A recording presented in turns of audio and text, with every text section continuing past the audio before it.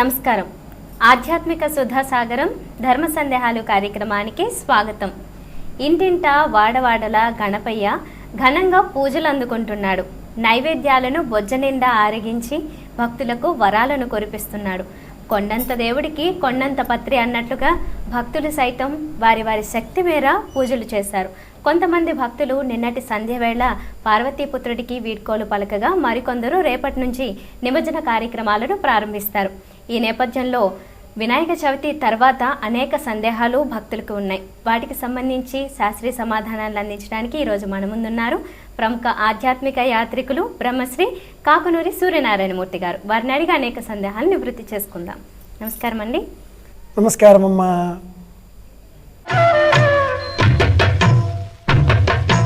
గురుగారు, మొదటి సందేహాన్ని చూద్దాం. నెల్లూరు నుంచి సువర్ణ గారు రాస్తున్నారు.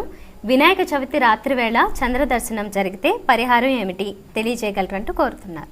ఆ చంద్ర దర్శనం కాకూడదు అనే ఉద్దేశంతో ప్రాచీనులు వినాయక చవితి వ్రతం ఉదయం చేయాలి, మధ్యాహ్నం భోజనం చేసుకోవాలి, సాయంత్రం ప్రదోష సమయంలో పునఃపూజ చేసి ఇంటిలో కూర్చొని వ్రతం చదువుకోవాలి అని చెప్పారు.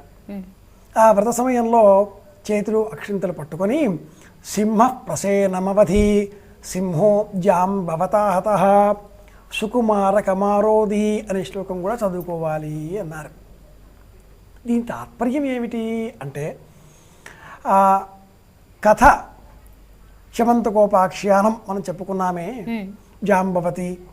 జాంబవంతుడి కుమార్తె సత్రాజిత్తు, శమంతకమణి, కృష్ణుడు వెళ్ళడం, ఇదంతా చెప్పుకున్నాం కదా. దీని అంతరార్థం ఏమిటి అంటే, ఈ కాలంలో చంద్రుడు మనస్సుపైన ప్రభావం చూపించేటటువంటి వాడు స్వతసిద్ధంగా, సూర్యనారాయణమూర్తికి ప్రతీకగా ఉండేటటువంటి వాడు కృష్ణ పరమాత్ముడు. ఆ సింహాన్ని సంహరించడం అంటే మనలో ఉండే అహంకారాన్ని తుదముట్టించడం.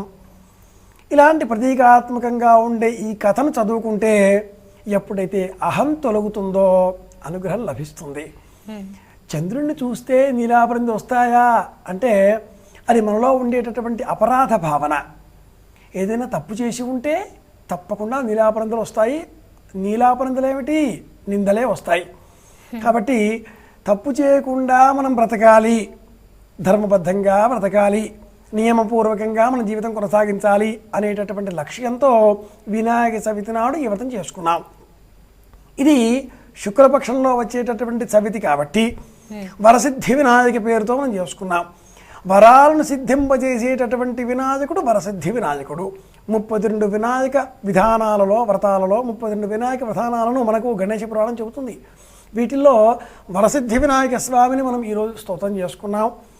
అలాగే ఆ రోజు పొరపాటున చంద్రదర్శనం అయితే అది కాకుండా ఈ శ్లోకం జ్ఞాపకం తెచ్చుకోవడం, అలాగే నెత్తిన ఆ అక్షింతలు వేసుకున్నాక మనకు చంద్రదర్శనం చేస్తే కూడా ఏ దర్శనము ఏ దోషము కాదు.